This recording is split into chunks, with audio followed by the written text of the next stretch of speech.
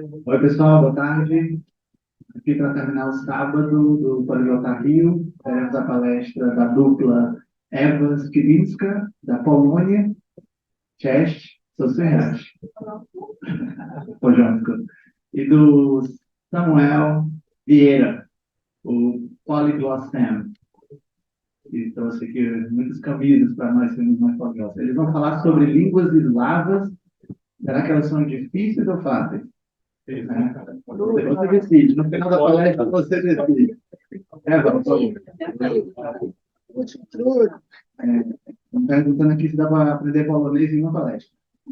And the talk will be in English and Portuguese. So we're going to speak both languages in different moments. Okay. Dziękuję.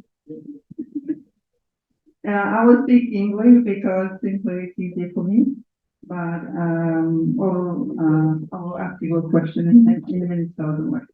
So first of all, Shema. Shema. That means that's very informal way to say hello in Polish. Okay. So the palestra, the talk is about Slavic languages. My name is Ewa Samuel, Polish.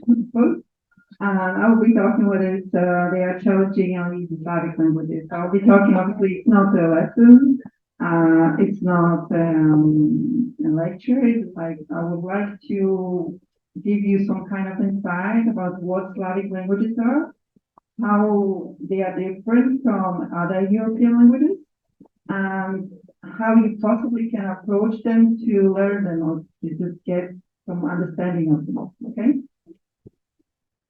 Então, tem alguém que não fala inglês aqui?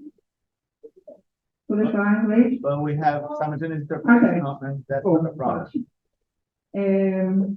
Anyone does not speak Portuguese? Everybody speaks Polish. Ktoś mówi lub uczy się polskiego? Nie rozumiem. Rozumiesz? Nie rozumiem. Nie wiem, okej. To говорите изучать русский язык? Okay, cool. Anybody speaks or learns another language? Slavic language, which one? Croatian, Czech. Okay, cool. Very good. That was a little bit housekeeping. So let's start with Slavic languages. So Slavic, first of all, this is like kind of subgroup of a figure group family, which is like they belong to Balto-Slavic family, group of languages. So basically Slavic languages and Baltic languages, which are kind of Lithuanian, Latvian, basically languages of the Baltic countries in Europe. Okay, and they all come in the European family, which is a really big family of languages of Europe, but also like Iranian languages, some Iranian languages, some languages of India, like Hindi. So it's pretty easy with them, like geographically, because Slavic languages, they basically mostly, they are mostly distributed in Europe.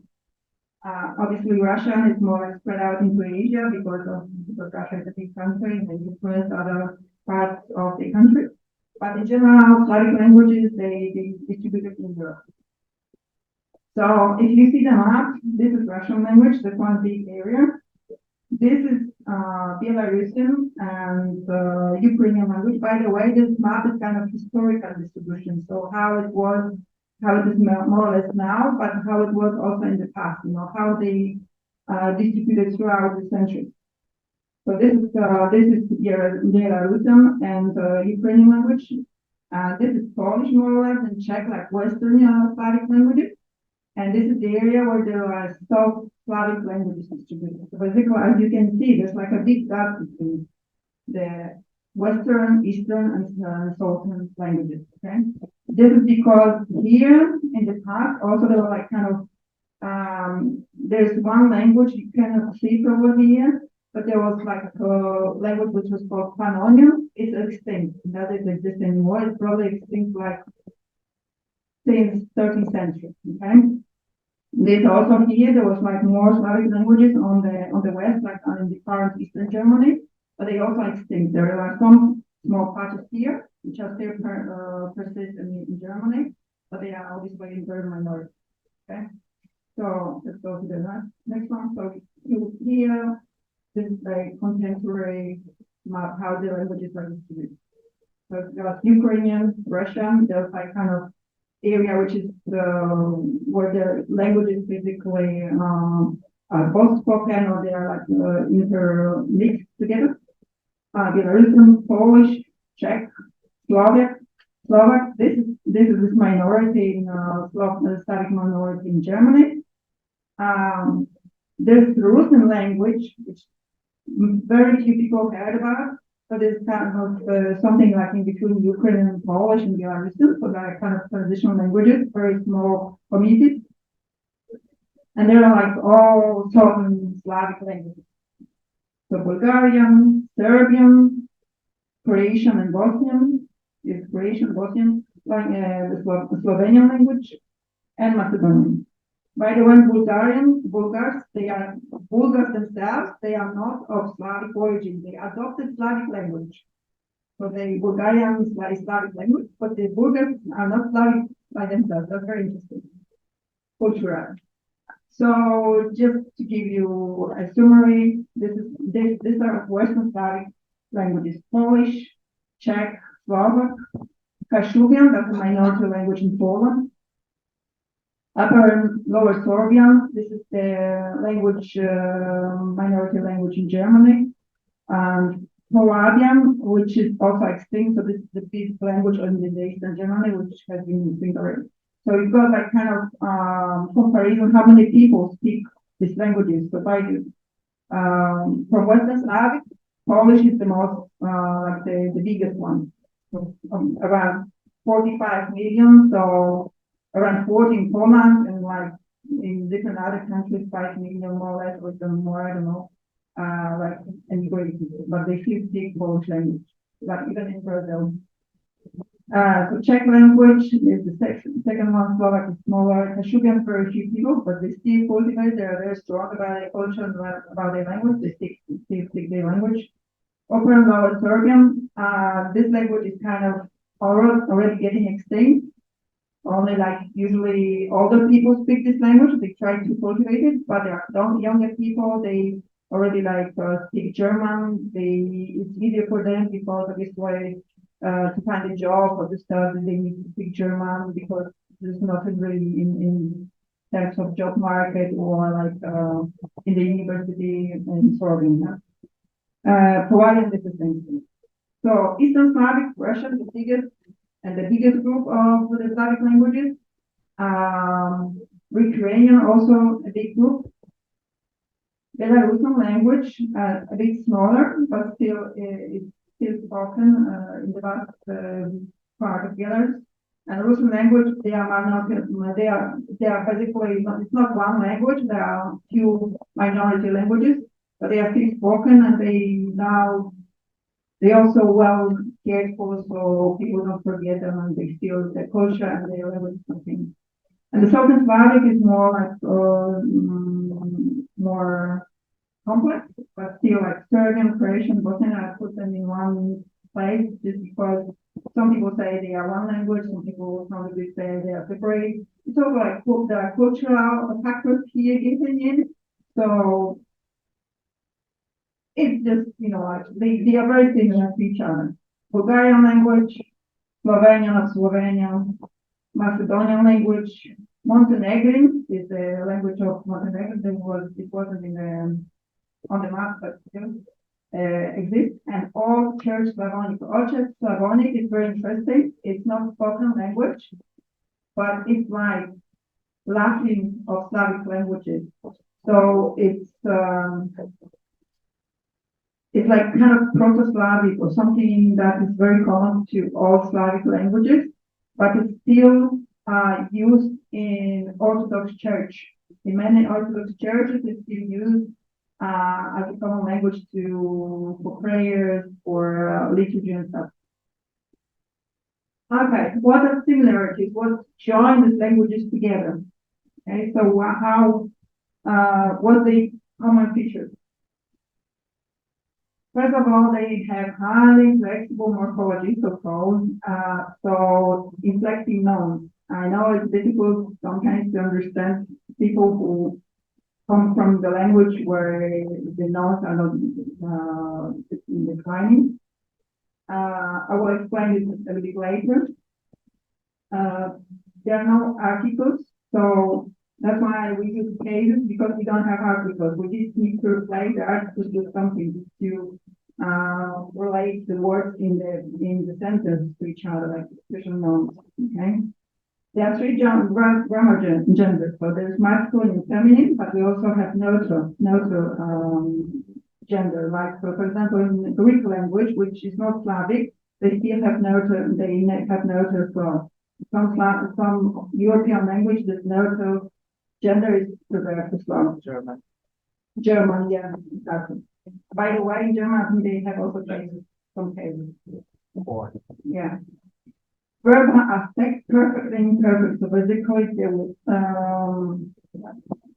they can be like accomplish or not accomplish version of the same verb. So that's in English, you can call it perfect and imperfect, or like simple continuous, basically like I am, or I have, or I am having, or I go, I am going. Yeah, this is continuous, but something that is not finished. Palatalization. This is very interesting, but it's obviously this is about the pronunciation. So there are like consonants like N, R, Z, and so on. But like in Slavic languages, lots of them, they are kind of softened. So that's why sometimes it just like feel like, you know, a little bit singing or like very like strange sounds. I will explain them later when I will be talking about Polish. Consonant clusters. This might be sometimes difficult to pronounce.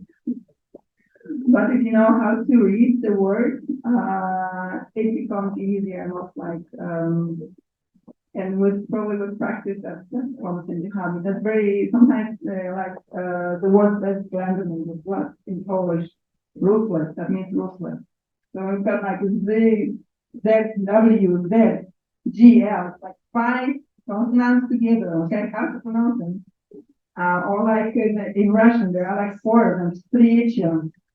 Okay, so this is like 4 consonants in one row.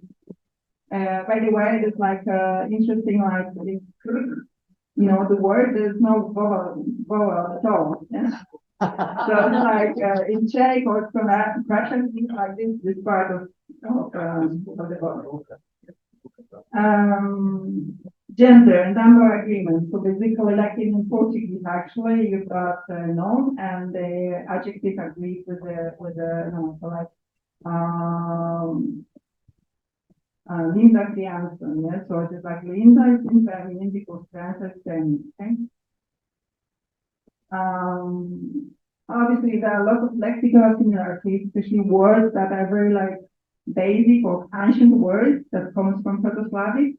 They are usually very similar in every Slavic language, like even distant Slavic between each other.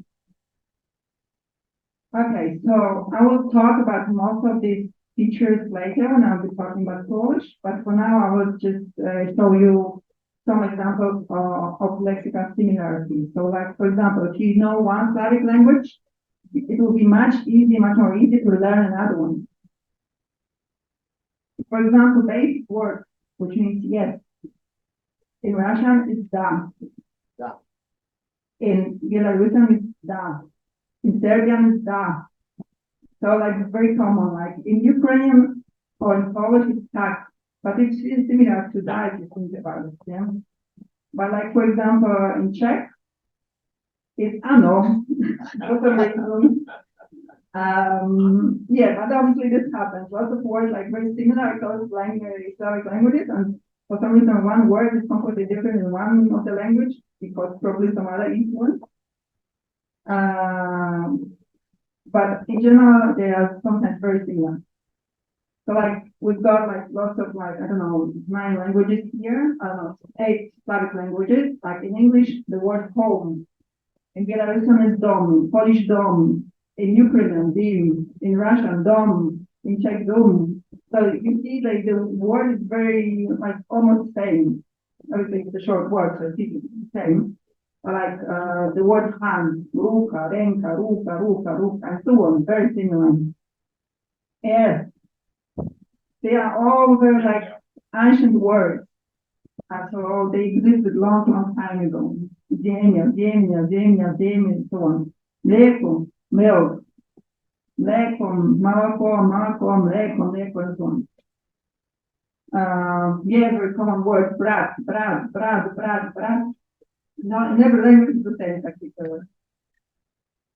Person. We will be talking about this word as well. But that will be like, okay, let's go. Very simple sentence. Okay, he drinks water. I understand that not everybody reads Syriac because some of these languages obviously use Syriac alphabet, but I can assure you they sound almost the same. For example, in Polish, it's on pije wodę. In Czech, on pije wodę. In Ukrainian, bin pije wodę. Almost the same. Russian, on pije wodę. In Serbian, on pije wodę. In Bulgarian, toj pije wodę. In Bulgarian, it's a bit different. I will explain this later because this word is not declining. Like the basic word for water is voda, but in this sentence, the word is declining, so it comes into voda or vodu, depending on the language. Okay. In Bulgarian, it doesn't change because in Bulgarian, mostly they lost the declension. They don't decline the nouns anymore. Same like with the also a basic sentence, I eat bread. So in Polish will be ja jem chleb. In Czech, ja jem chleb. In Ukrainian, ja jem chleb. Very similar, all very similar. The next sentence. Life is good. Is it? So in Polish will be życie jest dobre. In Czech, żywot jest dobry. Here we got gender agreement. That's why in here the ending is different, and here in Czech is different because in Polish life is Nesta. In Czech, life is masculine. Here, the adjective masculine in Polish here is Nesta, just because it agrees with the noun in each language. Okay, but the sound of the word is very similar. In Ukrainian, życia dobre. In Russian, жизнь хорошая. This is an example of probably different like influence because in Russian they don't use this adjective dobre as saying something is good. Okay. Differences. I mentioned that already. Some Slavic languages, they use Latin alphabet, some use Cyrillic. Most or less this is because of different cultural influence. Okay, so yeah, religious, yeah. Western Slavic languages, they came under the Roman Catholic influence during the Roman Empire or later. And when they adopted Christianity, they adopted Latin script, okay? In Eastern Slavic languages, they adopted Orthodox Christianity from Byzantium. And they were basically influenced by two missionaries who spread the Christianity, the Byzantium Christianity into the Eastern Slavic area. And they brought the alphabet with them. So Cyrillic is named by one of them, Cyril. There was Cyril and Methodic. There were two missionaries who brought Christianity to Eastern Slav. and they brought with them the alphabet, the Cyrillic alphabet. This was a little bit different in the history. It was kind of adopted and simplified. So now it's called Cyrillic after one of the missionaries. Yeah, different languages, they can have different number of cases. So different number of declension types, counts. Like Polish, Czech, they have 7 cases, so much. The Russian, they have only 6. But like some southern Slavic languages, they still have these cases, but for example, they only use 2 in reality. All others, they are kind of in official writing or in more antique work. Okay? Regular or irregular accent. So, for example, in Polish, it's very regular. It goes always on the second syllabus from the end. There's no surprise here in words. But like in Russian, the accent can change.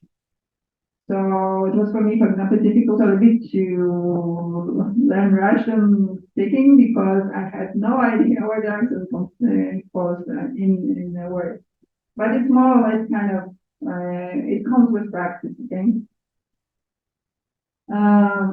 Some specific sound differences. So like this palatalization I talked about, softening of consonants. Sometimes it's just like a slightly different sound in each language or like in different languages, but it's all very similar anyway. Yeah, lexical differences. So like so-called close friends. So one word can sound exactly the same or very similar, but something else. Sometimes it's even very opposite things. So I'll give you some examples.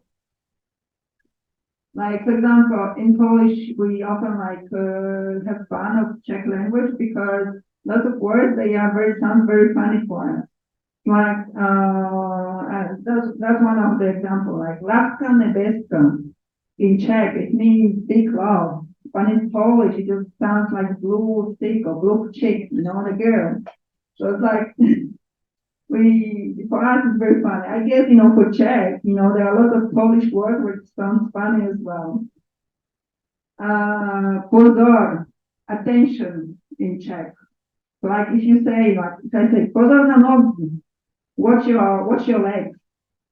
So I mean watch your legs, yeah? But like in Russian, pozor means shame. So if I say pozor na nogi, the Russian person, what's wrong with my legs? Yeah, in Polish it sounds like pozor, which means kind of pretense, Droga, that's another word. Like in Czech it means drugs. In Polish it just means roads, Yeah, Zapad, another word. In Czech it's toilet. In Polish that's west or sunset, Zapad, nice smell, very nice smell. But Czech it was just interpreted differently. It's a horrible smell. There's like 2 opposite, meanings. Still the same, in Russian, you would just say, sit on the chair. Like, why would I sit on the table? I suppose. Yeah. Divan in Russian, it means soft. In Polish, to say rat, means rat. It's like on the floor. It's like you don't sit on it. And the same, like in Ukrainian, team. In Polish, drużyna means team. Okay. So I can say I'm playing a team. Like if I'm saying to Ukraine, I'm playing a team. What? I'm playing my wife. No, I'm kidding. So yeah. So as I said, Slavic languages, they can be very similar, and sometimes I don't know when for example, Spanish and Italian speak to each other. They can sometimes understand each other. Yeah. So it's they are very close. So the same happens with Slavic languages. So for example, if I speak to Czech or Slovak person, it's not very easy, but still we can understand each other. I've had it already many times, and we could communicate each of us speaking in our normal language. So there's kind of an estimation how Slavic language, their mutual intelligible. For example, Czech and Slovak, they are very close to each other. like already like 94%. For me, it's difficult to distinguish them because they are so similar. Polish and Slovak, only 41%, although I found, Slovak very, very similar, especially in the keyword, in pronunciation to Polish. Polish and Czech, even less. Yeah, probably. Polish and Russian, only 10-20%. I think a lot of Polish understand Russian because we were dominated by Russians. So we had we had to learn, like I speak Russian because I had to learn in school. But for Russian, it would be difficult to understand Polish. So they are not very, very close, but still there are lots of words that are similar. Polish and some certain Slavic languages like Bulgarian and Macedonian and Serbian, only 10%. It's very difficult to understand each other. Polish and Belarusian, that I hardly believe because I heard many times Belarusian and it was quite easy for me to understand. I think also you need to distinguish the intelligibility in writing or in speaking. But I think they are more intelligible than that.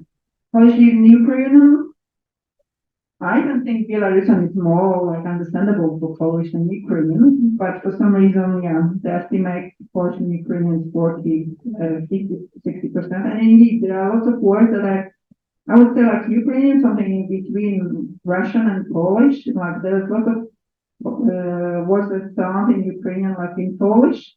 But there are also lots of them, lots of other ones that sound like in Russian. Ukrainian, Russian intelligibility 60-70%. Bulgarian and Serbian 17 and 18, so quite a lot as well. Belarusian and Russian quite a lot as well, 70-80%. Croatian and Macedonian 50% or less. They are all they are also certain Slavic languages, so Croatian, Macedonian, and Serbian. Yeah. Is that it? No, okay. Russian and Macedonian, 60-70%. Okay. Oh, Bulgarian and Macedonian, 70 and 80. That's a lot as well. Okay, let's give you some examples of particularities of Slavic language, and that will be on the example of Polish. So, Polski it means Polish in Polish. Cases, yeah. So the most difficult thing. Who understands the cases? You mean the concept of cases? Yes. Yeah, I think so. The concept, yeah. Either from German or from Slavic or from Is there like conjugations of common words? No, no. Yeah.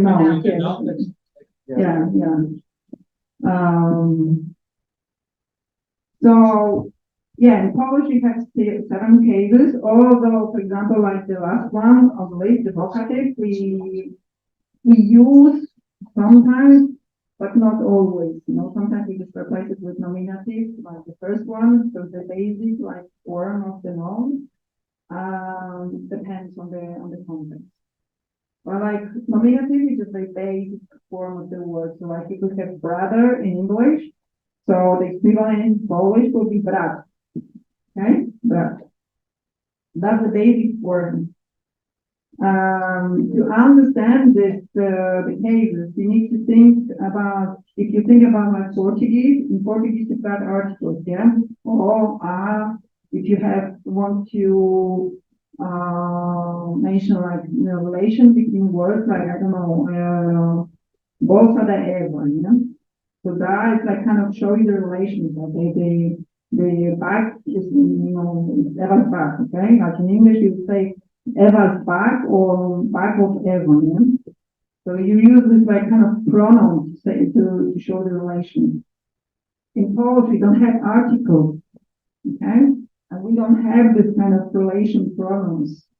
So we need to change, we basically change the ending of the word, which just depends on the subject, to show the relation, okay? That's the kind of idea of cases. That's why we use them. And depending on the relation, the ending can be different. Sometimes it can be the same, like in here. There are two cases, different cases, but the ending is the same for this word. Yeah.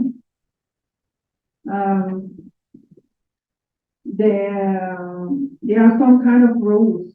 What ending we should use in which case. They are usually different for masculine, for feminine, or for neutral. So it's not that easy, but still, it's kind of you can learn it, and you can more or less find out which ending to use. And also, can we go further? So, like in English, it's related questions. Like in English, if you think about like the relation, you can, like in Polish, to understand the relation, and so it kind of asks ourselves a question: what is the relation between the words? What they call it, like a house of my brothers, like whose or what house is it? Okay, then we know that we need to use this case of genitive in English. Genitive. So we need to use this case and we need to apply this ending. Obviously, Polish people don't think about this. Lots of people don't have any like idea. We learned that at school, but not many people kind of remember.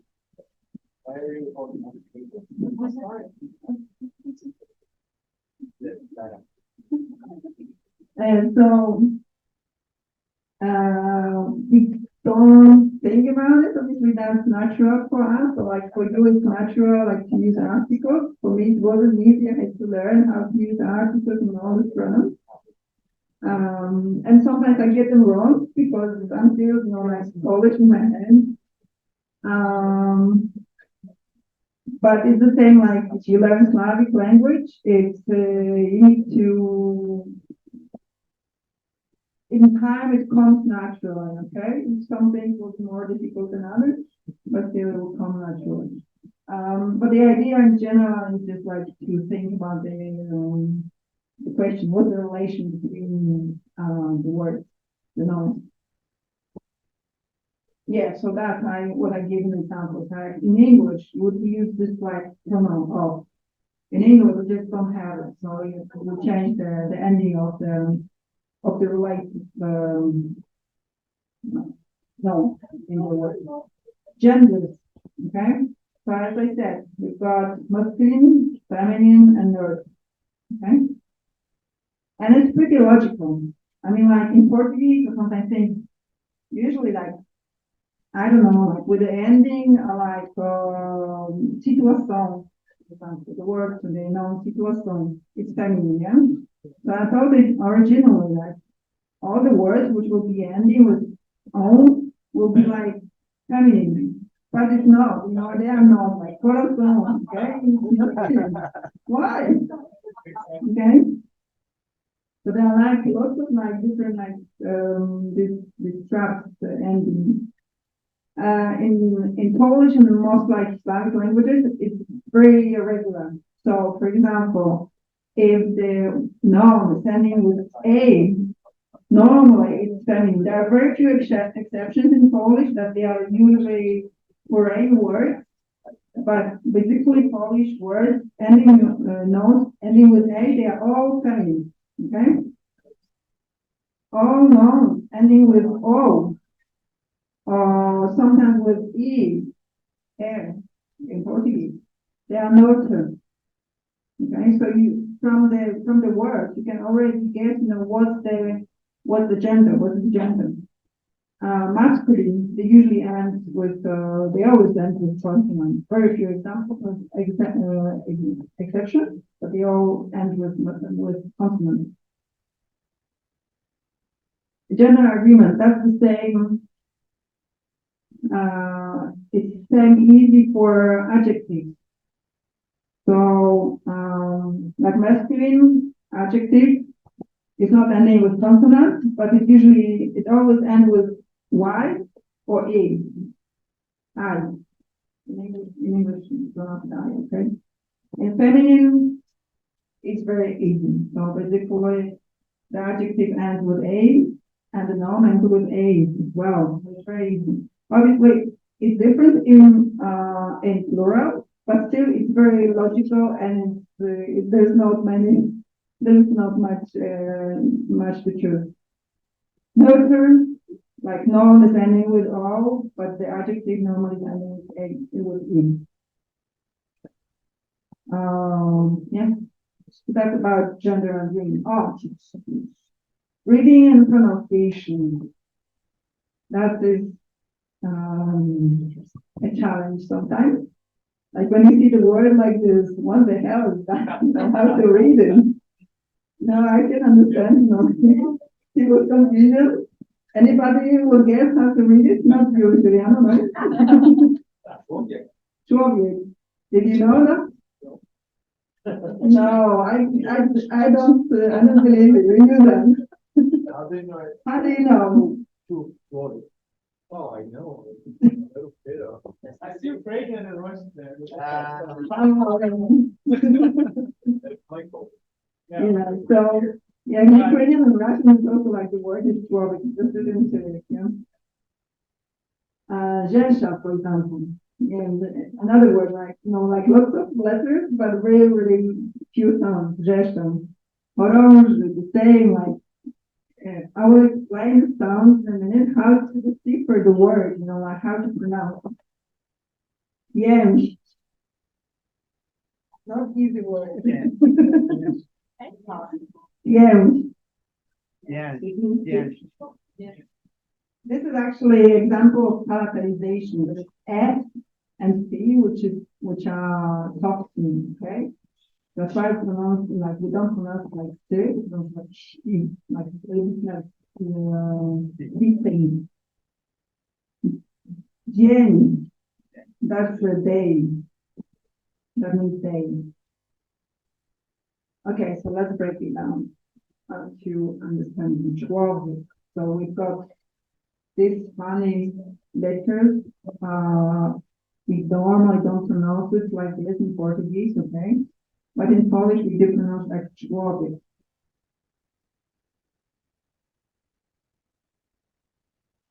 Czy. It's as simple as church in English. You just pronounce like church, okay? So there's different way of writing the same sound. In English, you write it CH, in Polish, you write it CZ. And it's always pronounced like church. There's no exceptions, okay? Whoa. It's particularly like in quality in English. So it's like you, well, in English, you spell it you, but you pronounce like you. So quality. So it's like this sound is like you in here, quality word. So it's like, also words like in człowiek, łatwy, which means easy, głos, the voice, zły, angry. W, in Polish, we basically don't use V. Every V sound is written like W. Okay? So, like in Portuguese, V. So, V. In Polish will be człowiek. Okay? Wanna. Wojna, word. Mowa, speech. W, you pronounce like a V all the time. Like my name, Eva, it's written with W, okay? But you say Eva. Like sometimes in English people pronounce like this, like Ewa or okay. Honestly, that's like a problem. But some of them already like there's also Polish people in the UK, so sometimes you learn, from them, see, you pronounce like W, you pronounce like V, okay? Okay, the same problem, but the same simple solution. So, RZ, just pronounce like in the word Janeiro, je. Simple? You just need to know how to pronounce it, okay? So it's like words in Janeiro, so it's the same like Morze. This one? Orze. Z. They we already know. See that? Like, sure. Rzecz. This one is more difficult, but how do you do it? Narzędzie. Okay, the complicated like as that as well. Sounds complicated, but it's very easy. Like you pronounce like in show. Okay? Or chocolate. We just write it with as that in Polish. We just write it different ways, but it's the same sound. So this will be like gesture. Yeah? Mysz. It's a mouse. There you go. This is more difficult. We pronounce like me. It's close. Yeah, but this sounds true. This is easy. From Koszula, yeah. I'm proud of it. Orange. Okay, another strange written word. But TH we already know, okay? No, we don't. So TH we pronounce like H, hi, like in hi, okay? Hello. So this will be left. Okay. Odd there, who? Odd there. Canyon. Chyba. Chyba means maybe. Oh, this one, okay? Like there's like vowels with the kind of ale. Yeah, they kind of special. I would only have two of them, like on, yeah, this is on. Like in the word bonjour, in French, bonjour, it's the same sound like in here, on. Do we have an equivalent in Portuguese?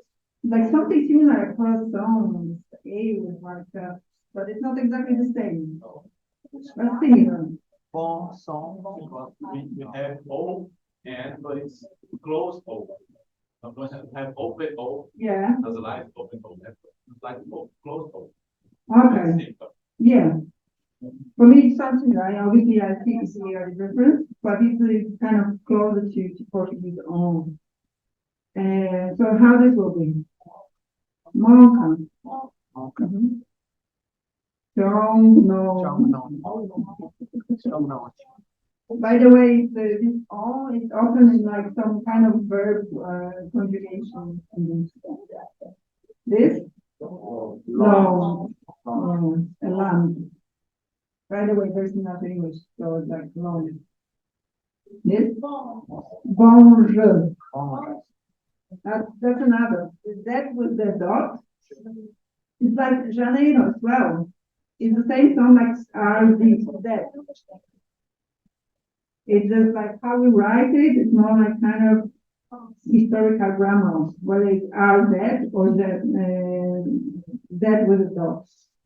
But the sound is the same like in Janeiro. So how this will be? Może. Giraffe.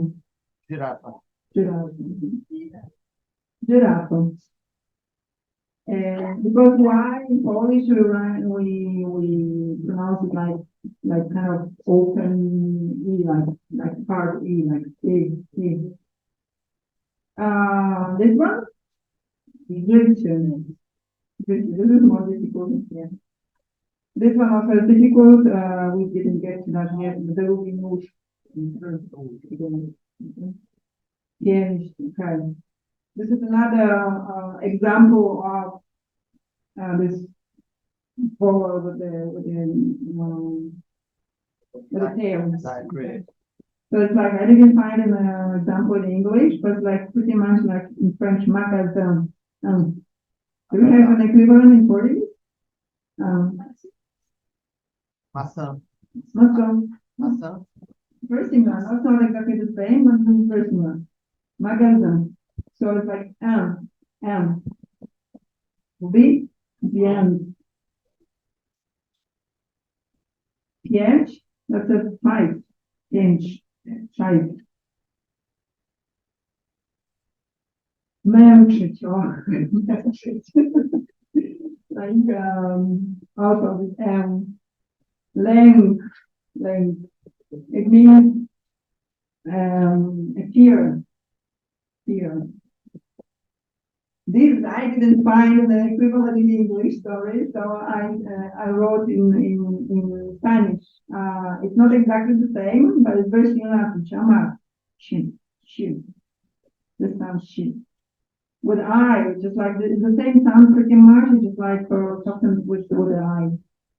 The difference is that she without I comes, it's like kind of shorter, I would say. You don't have like this I very sound in speaking, so it's like śmierć, like very short śmierć. Tosh means something. Tosh. Our first word, shema. So like shema. Church is network or region. Thank you. The same with three. With by the way, this dash, it doesn't mean any accent. Okay, there's just one different sound above the vowel, like she. It doesn't mean any accent. So just like this is an example of palatalization. So like in words in Portuguese, cheesy, it's exactly the same word, same sound. Cheesy, like cheesy, the meds. Except that in Polish, we usually don't have it like, depends on the word, but in pięć, the word we saw before, pięć, this is M, this is she. So like together with pięć, not easy to pronounce, pięć, but if you learn the sound, it's pretty much easy to read, okay? In plural, we pięć, so we that just the same, but although there will be a he, I, so there will be this version, okay? Pięści will be that the I will be here at the end. Here, it's like very short, pięści. You don't hear the I in, okay? Basic words, bitch, it means to be, bitch. By the way, pretty much all, with a few exceptions of verb infinitive, they end with she. And it's very common in Slavic languages. There are slight differences, but like the verbs are pretty much have the same ending, the infinitive of the verb. So bitch is the same infinitive. This needs to be, okay? Bitch. Like this one also is the verb. You see, there's a C with a dash. This is the infinitive, męczyć, okay? Not all of words will ending with chi are verbs, but okay. Let's go. So let's go for this. We have no time. Let's go more. Okay. So I basically explain, like you can learn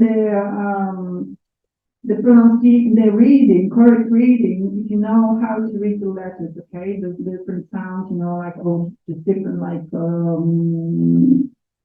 clusters. How many times do we have left? 15 minutes. 15 minutes? In total? 10 or 15 for Okay. So just go quickly through this one. This is something which is sometimes difficult for foreigners to learn. If you all know English, you all probably know phrasal verbs. Okay? You've got the verb, you've got the pronoun, which like kind of should indicate a direction, like get out, get in, give in, give out, go away. Okay? So you've got the verb and you've got the pronoun and the pronoun changes actually the meaning of the word. but kind of oscillate without, within like a certain like root of the verb. So it's the same like in Polish. The only difference is that we don't have the suffixes to the verb. We've got just the prefix.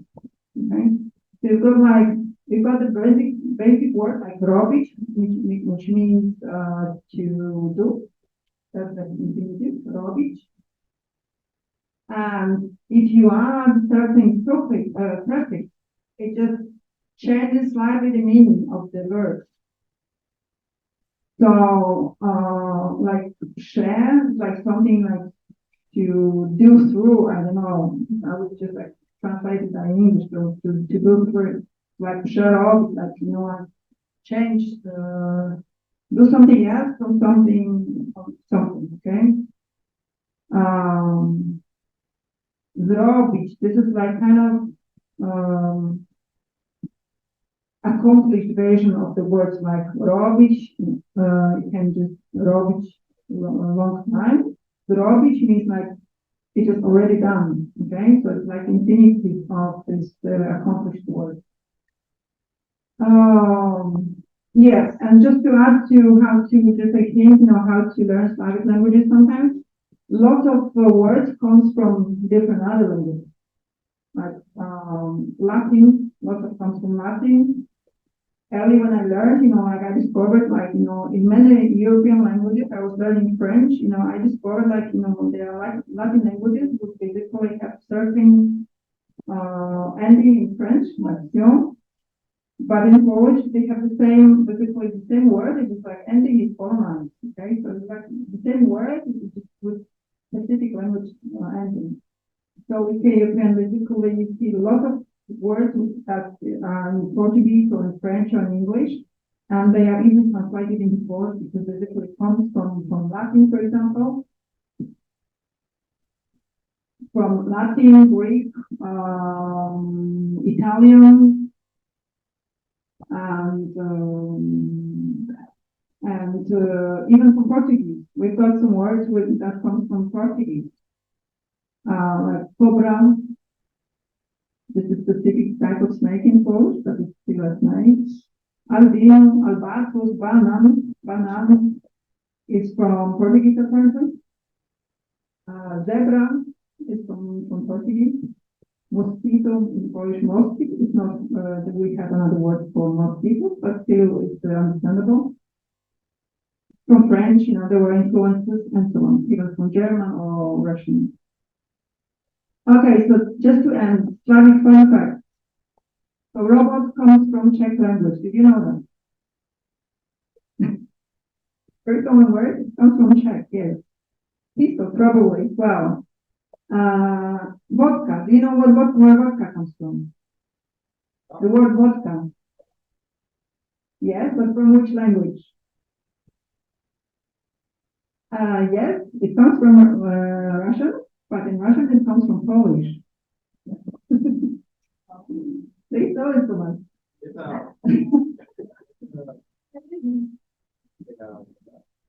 Yeah.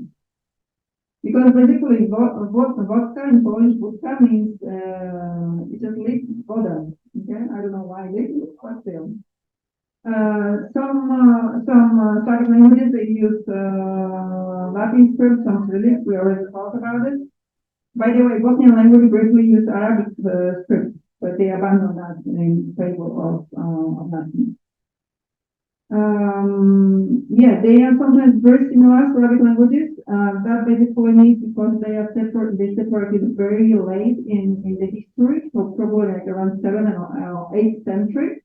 So like around like 1,000 years ago, they still, like Slavic people could understand each other easily, even like, some different groups.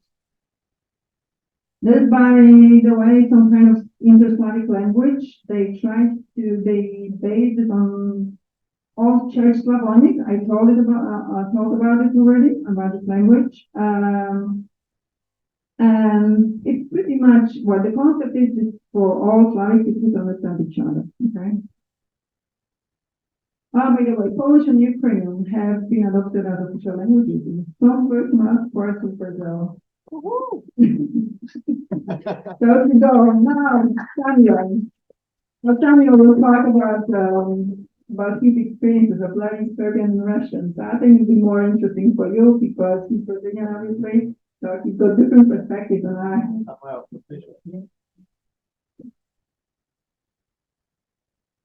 Primeiramente, boa noite a todos aí, depois dessa aula que a Eva nos proporcionou, né? Então, por isso que eu peguei já aqui o final, né? Porque ela entende mais de línguas eslavas do que eu, então ela tem muito mais a passar sobre línguas eslavas do que eu. Eu estou aqui para falar da minha experiência, né? Aprendendo línguas eslavas, que começou com a língua sérvia, né? Lá em 2020. Muita gente pergunta, por que o sérvio? Cara, sérvio? Tipo, para quê? Vou usar o sérvio para quê? Da onde que veio, tipo, essa inspiração, né? Meu amigo que fala croata ali sabe o que eu tô falando, toda hora. Pô, você fala croata, que isso, cara? Aprendeu noção onde, pra quê? Né? E isso começou em 2020, né? Essa minha aventura com o sérvio. E foi durante a pandemia, eu estava com tempo livre, sabe? De querer uma aventura, estava procurando um desafio, na verdade. E aí eu comecei a aprender o sérvio. E foi por causa de uma pessoa que eu conheci da Sérvia, e ela estava aprendendo o português. E aí ela me apresentou esse idioma. Eu não sabia nada sobre o sérvio. O que eu conhecia do sérvio era Petkovic, que jogou no Flamengo. Porque o meu conhecimento é isso, né?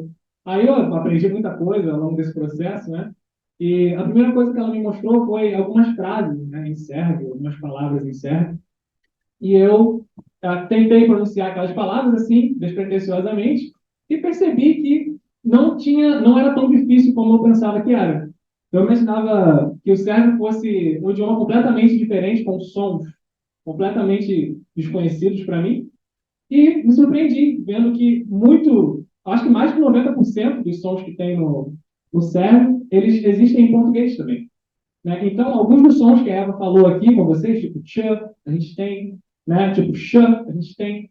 Muitos sons que ela mencionou aqui, até no polonês, não é o sérvio, mas é uma língua eslava, a gente tem em português. Então, a gente tem, às vezes, quem não tem essa experiência, como eu não tinha, com as línguas eslavas, você tende a pensar que é completamente diferente, algo completamente novo. E foi aí que eu percebi que não era bem assim. E eu comecei a aprender o certo, porque eu percebi que, pô, não é tão difícil, é até legal aprender isso aqui, né? Você vê o progresso, né? No início é tudo mil maravilha, você começa a aprender o idioma, e aí você vê aquilo que você consegue falar, as coisas, e fica, pô, vou aprender esse idioma. E eu não larguei, daí pra frente eu nunca mais larguei. Estou aprendendo sérvio já há uns 3 anos, mais ou menos, né? E o sérvio foi uma porta de entrada para mim também, das línguas eslavas, eu também estou aprendendo russo agora. E tudo por causa do sérvio, dessa experiência positiva, né, que eu tive com o sérvio. E o sérvio é uma língua muito interessante, é falada na Sérvia, né, na Bósnia. O Bósnia é um pouco diferente do sérvio, né, linguisticamente falando. É o sérvio-croata, mas esses países se diferenciam, fazem essa diferença, até porque tem diferenças sim, ainda que pequenas, mas entre o bósnio, o croata e o sérvio existem diferenças, né? Ainda que pequenas elas existem.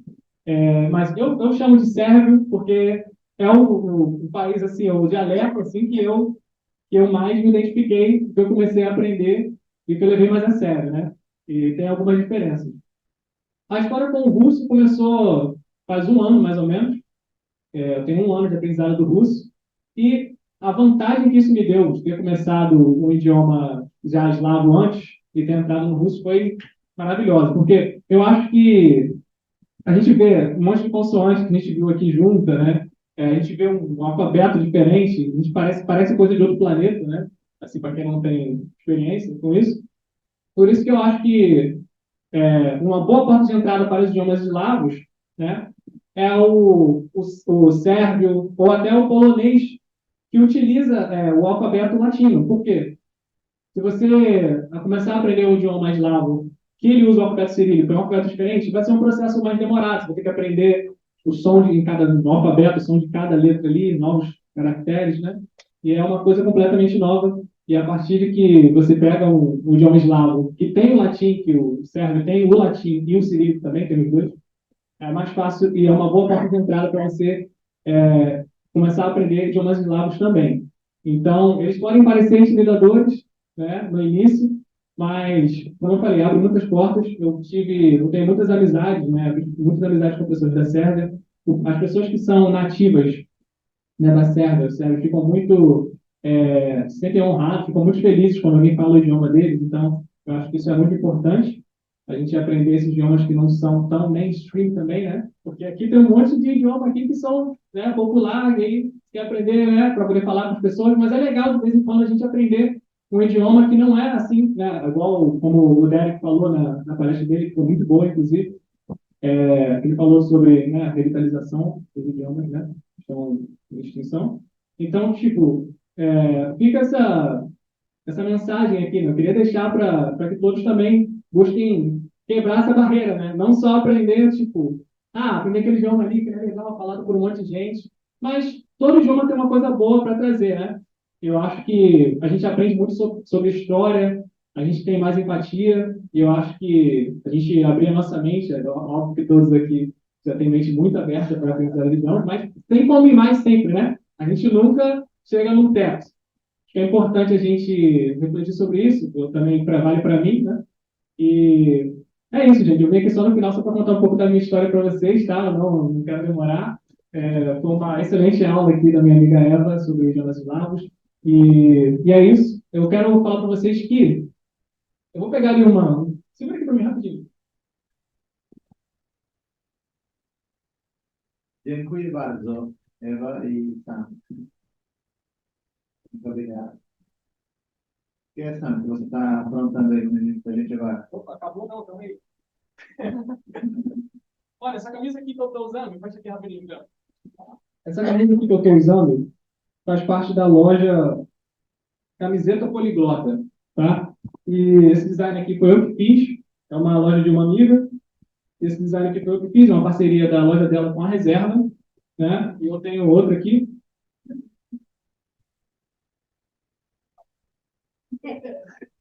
Essa outra aqui, eu também, foi o design que eu fiz, tá? E Comprei. aí, Juliana até comprou e ainda deixou o meu arroba ainda, pra você ver como é que era maneiro. Deixou, não pediu para tirar, não. Então é isso. Se vocês quiserem, tá, adquirir uma camisa dessa, eu posso passar o link, eu vou mandar o link lá no grupo, tá? No grupo do WhatsApp. E aí, para quem quiser, coloca o meu cupom de desconto, vou deixar o cupom lá também, para quem quiser ganhar 10% de desconto. Mas não acabou por aí, não, tá? Tem presente, beleza? Vai ter presente aí. Vamos lá. Tem esse livro aqui, Polish Phrasebook, tá? Para quem quiser aprender polonês, aqui temos esse maravilhoso phrasebook com frases como, where is it? Você vai aprender a falar where is it em polonês. Dia tu jest, desculpa aí, Abra, mas tem esse presente aqui e não é o único, tá? Tem uma camisa ali também. Por favor, Juliana. Tem aqui. Tem mais uma ali também. Além do livro. Diretoria. Onde é que está? Então, já aprendi, já vou usar, né? Just, I just wanted to clarify, we have a quiz at the end, so we will just put the link of the quiz into the group, the WhatsApp group. So, if you want to take part, the Facebook and the shirt, they are the prizes of for the quiz. If you win, then you can get either the Facebook or the shirt. I got you excited. I'm sorry. Yeah, that's a quiz, guys. We have to answer questions first. Tanya, do you have questions? In any language that we speak. Yeah. So we have them here. So. Where's the link? We will put the link in the group. Então, que meu irmão, né, sabe, eu quero na Macedônia, né, e meu irmão, ele aprendeu sozinho na Macedônia. E eu queria, assim, não da história, mas eu queria saber das línguas eslavas. Se tem algum professor de alguma língua, se tem algum curso, ou tem que aprender sozinha mesmo. Olha, honestamente, minha opinião, assim, vendo, né, também pessoas que têm professores, né, privados, pessoas que participam em cursos também, eu recomendo muito, para quem puder ter um tutor, um professor privado, que consiga um professor privado, porque isso acelera demais o seu processo de aprendizado. Porque dá para você aprender sozinho? Claro que dá. Eu aprendo o cérebro sozinho. O processo é um pouco mais demorado, porque até para praticar a fala, que é muito importante, né, eu acho que é bem legal você ter um tutor, que você vai conseguir praticar a fala com frequência. Porque não é uma coisa fácil de você fazer, você arrumar um parceiro linguístico que vai ser fiel ali, e vocês vão ficar falando sempre por muito tempo, né? Então, eu acho que vale muito a pena você conseguir um tutor assim, principalmente para línguas um pouco mais distantes, né? Das que a gente já Você fala. conhece algum? Pode Eu posso te recomendar, posso te recomendar depois. Tá, obrigada. Só para dizer mais, se alguém quer conversar com a língua eslava, polonês, russo, tcheco, tem lá no Duolingo, para falantes de inglês, tem eles, pode começar lá. Tem curso de polonês na Sociedade de Polônia aqui no Rio de Janeiro, se alguém morar no Rio. É bem barato, eu acho. Acho que cada semana o curso é principalmente para brasileiros, para descendência polonês, mas qualquer pessoa pode ir aprender também. Tem online. Ah, tá. Tem vários cursos online também. Acho que no ucraniano aí tem uma professora polonês também para aprender polonês. Eu só tenho você que tem que pagar. Eu tenho duas perguntas, né? Uma para você. A primeira é, o que foi mais difícil aprender para você, né, em aprender as línguas eslavas que você está estudando? Para ela, qual é a língua eslava mais fácil de aprender? Ixi, não existe. Muitas perguntas. Eu acho que no começo, né, quando você não conhece os casos, que é o que a Ewa mostrou para a gente aqui, quando você não sabe, assim, eu tinha aprendido, já estava aprendendo alemão na época, então eu conhecia mais ou menos o que são casos gramaticais, né? Mas nas línguas eslavas tem mais, né? E, sinceramente, mesmo que sejam casos gramaticais ao mesmo nome, não é a mesma coisa, né? Não é idêntico porque a mudança ali do final é diferente, né? Então, eu acho que no começo foram os casos gramaticais que foi a parte mais difícil. Até porque eu comecei com o sérvio, e o sérvio, na parte da pronúncia em si, não é difícil. E eu até esqueci de falar aqui que o sérvio, ele foi... Todas as línguas eslavas, elas são bastante lógicas. Assim, mais lógicas que, por exemplo, o português, que línguas latinas, em geral. Que inglês também, línguas germânicas. As línguas eslavas, elas são mais lógicas, porque se você aprender como é que o som das letras, assim, você vai conseguir já aprender a ler, né, quase que perfeitamente. Com o sérvio, principalmente, porque foi uma língua que foi criada mesmo, que ela foi feita, para ela ser exatamente cada letra ali, o som que cada letra tem, para quando você for ler, ser daquele jeito. Você lê do jeito exatamente como é. Então, tipo, cada letra tem um som próprio e esse som não muda. Uma combinação, não tem combinação de letras ali que vai. Não acontece isso no sérvio. Então, o sérvio foi mais difícil a questão dos casos mesmo. Eu comecei com o sérvio. É isso. Obrigado pela pergunta. Não é estava mais fácil. É a mesma pergunta para mim? Ah, tá bom. Para mim, Não é a língua eslava mais fácil. bom, eu falava a língua eslava, polonês, eu falava a língua original. Então, para mim é mais fácil de aprender outras línguas eslavas, sim. Mas o mais fácil, primeiro eu aprendi russo na escola.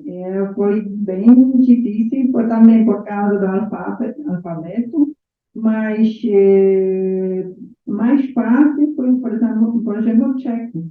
Tcheco agora estou aprendendo tcheco bem muito fácil, muito fácil. São muitas palavras que são diferentes, mas não são difíceis para mim de lembrar. Para uma pessoa que não é, que não fala nenhuma língua eslava.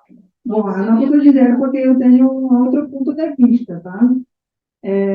Mas como o Samuel falou, é bem lógico. Qualquer língua você vai aprender, acho que é mais fácil de aprender uma língua que tem o mesmo alfabeto latino, claro, porque você não tem que aprender outro alfabeto. Mas também, como polonês, você tem que saber como ler, então você tem que aprender essa ação, como ler, tá bom? Como ler, como fazer isso. Tem uma pergunta aqui também. Ok. Na última do Dixon, agora. Bem, bom dia. Eu só queria comentar no ponto de vista, né, que eu falo um pouco mais do curso, mas eu estudei o croata, o tcheco, não estudei o búlgaro, mas se tu pensar, por exemplo, o croata, ele é relativamente mais fácil porque usa o alfabeto latino, a escrita é fonética, fala igual, escreve igual fala. Tem os casos, mas é mais tranquilo. O búlgaro não tem casos, mas o que me conta é que a complexidade do sistema verbal meio que compensa isso. Né? Então, eu colocaria o croata, o tcheco também relativamente fácil. A dificuldade um pouco do tcheco é a grafia, tem muitas letras que perderam um pouco a função, os sons ficaram iguais, eu continuo escrevendo letras diferentes, eles confundem um pouco. Mas eu iria no croata, talvez seguido de perto pelo búlgaro e pelo tcheco, mas nenhuma delas é fácil. Não, concordo com ele. Concordo. Croata, que não tem. Certo, tem o dois, né? Tem cirílico e latino. Muito obrigada para vir aqui, para escutar. Espero que tudo foi bem interessante para vocês. Vai ajudar vocês se vocês quiserem aprender alguma língua eslava. Espero que tudo será bem interessante. E vai ajudar vocês. Obrigado. Muito obrigada. Oi, pessoal. Agora a gente vai jantar no Boteco Marinho, que fica ali na Avenida Atlântica. Eu botei no grupo já, mas uns 7h30, 8 horas a gente chega lá, tá?